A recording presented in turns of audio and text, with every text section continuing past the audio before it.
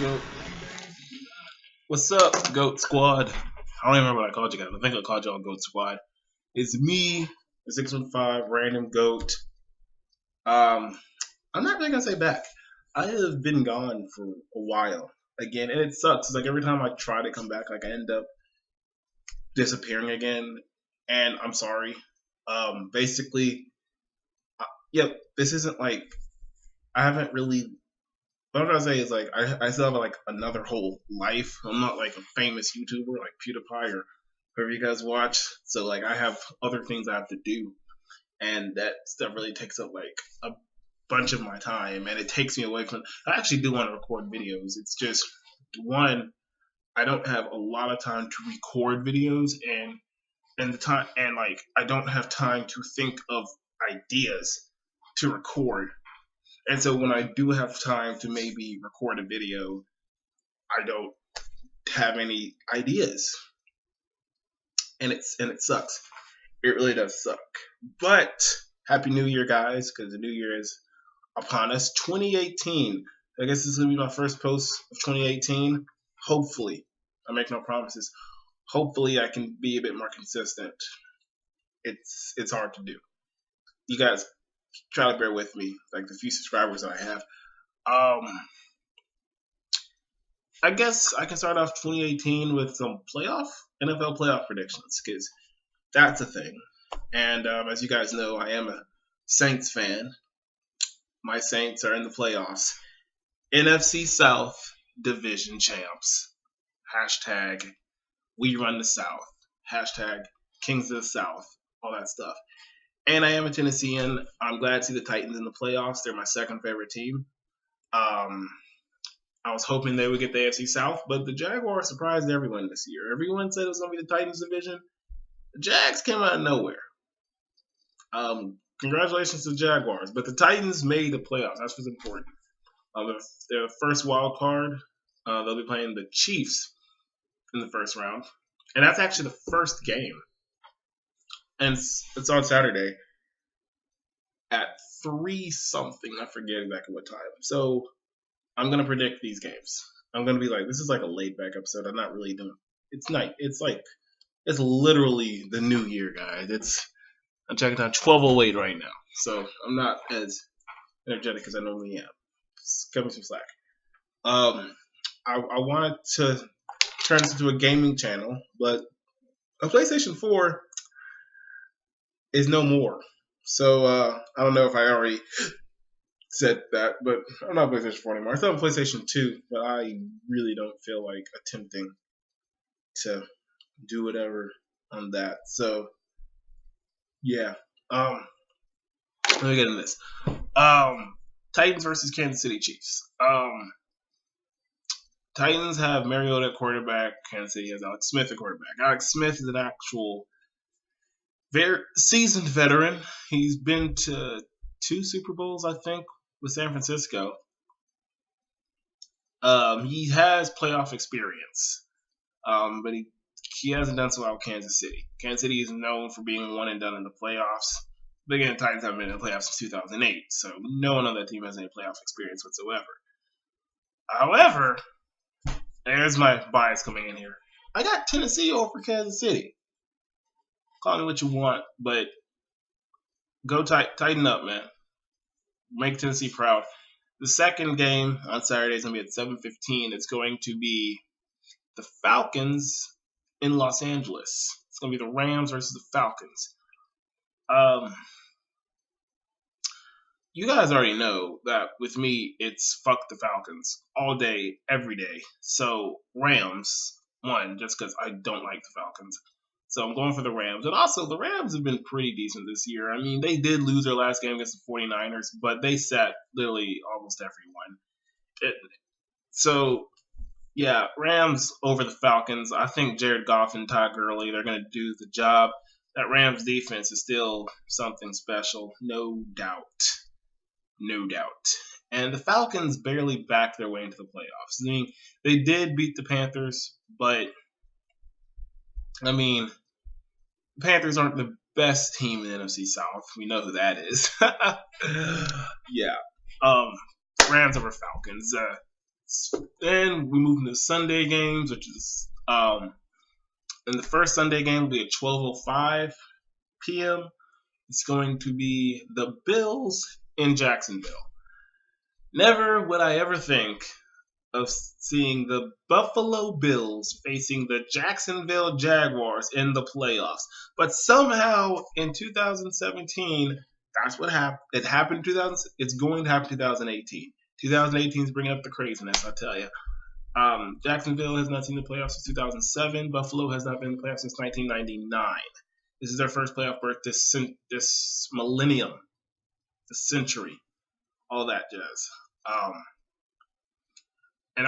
And honestly, it's really only because I don't like Jacksonville. Because I live in Tennessee, guys. I do like root for the Titans, so I don't like any of their divisional rivals.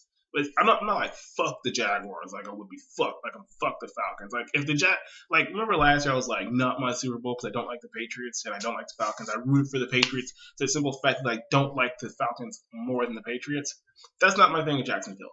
I don't like Jacksonville just because they play against the Titans, but I don't hate Jacksonville like I hate certain teams. Like I hate the Falcons. Like I don't like the Patriots. So I just simply like the Jacksonville Jaguars less than other teams. But if it was like a Jaguars versus Falcons Super Bowl, I'd go for the Jaguars all day.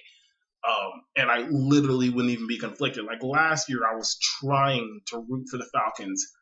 Like I was trying to force myself to root for the Falcons, and I don't like the Patriots that much. But my hatred for the Falcons just kept me from doing it. I wouldn't be that conflicted if it was like Jaguars versus Falcons. Yeah, I would just be like Jaguars, go.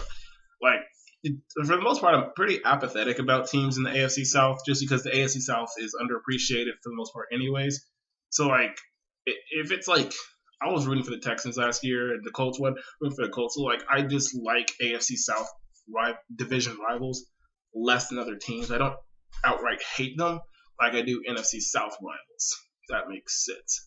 So I'm rooting for the Bills, not only because I just don't like the Jaguars, but because the Bills haven't been in the playoffs since 1999. Yo, Buffalo fans need this.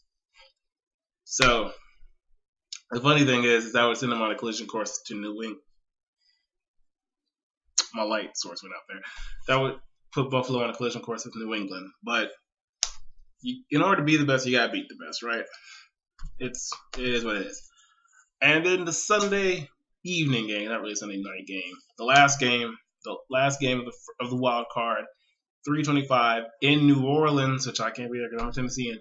It's going to be the Carolina Panthers going to New Orleans for the second time in the season. The third time these two teams play each other. The Saints already swept the season series, and I have no reason to believe that they can't beat them a third time. I don't see Carolina beating New Orleans. Carolina's defense is kind of good, but New Orleans' offense is just proven to be better than Carolina's defense. And so, the thing that kills it is New Orleans' defense is not like top, but it's not like last ranked like it has been the last couple of years. It's like somewhere in the middle. Like I think they're in like the top 15, something like that. I'm not exactly certain. I could be wrong. I didn't do a lot of this. Is like the first time I didn't do a whole lot of research before I made a video because I just wanted to make a video. But Cam struggled against New Orleans this year, and I mean, frankly, Carolina kind of has a set offense. Their offense is run with Cam and throw the ball. Because Jonathan Stewart has not been that productive this year, as far as I've seen. I don't watch like every Panthers game, so again, don't quote me on this, but he just hasn't seemed to have been that productive. And so like a lot of their offense literally runs on Cam Newton. It's not so much like New Orleans' offense where you have Breeze, who has had to regress in numbers this year, but is still a top performing quarterback. In fact, he set the NFL record again for highest completion percentage in a single season. He has 72% completion percentage, which is the best in a single season. It's a record that Sam Bradford actually broke last year. And I'm pretty sure Breeze owns the record before that anyways. And of course, we all know Breeze, he owns the NFL record for like career completion percentage. The Breeze is an all-star quarterback, anyways. They have the receivers. They have Michael Thomas, have Willie Snead, Willie Snead hasn't been a dominant force, but he's there and he can catch the ball. We have our tight ends, Kobe Fleener. I honestly forgot who other tight end was, which I feel bad for that. And I know his name. I just literally cannot think of it. We have Coleman. So we have wide receivers. And then, of course, we have Kamara and Ingram in the backfield. Like, we have a full offense this year. It's something we haven't had for a while. New Orleans has had for a while, where it's just been Breeze throwing the ball. Now we can actually run the ball. We were able to run the ball last year, but not like the duo we have this year is freaking amazing. And like with them, even with the defense we have, and because the defense shows up. I mean, like if you're not going to tell me that Marshawn Lattimore is not freaking lockdown defender, you ask me, he's defensive rookie of the year all day, and I think Kamara deserves offensive rookie of the year. So that's. I think New Orleans is going to beat the Panthers, and they're going to move on to the divisional round. And if my prediction is correct and the Rams win, then that would have us play the Eagles. Of course, if the Falcons would beat the Rams and we beat the Panthers, we'd be playing the Minnesota Vikings. Both good teams this year. But that's just going to be my video today, guys. Hopefully I can this is getting long. Hopefully I can put more videos out there. Until then, Happy New Year, guys. You're all goats, and I'll see you guys again.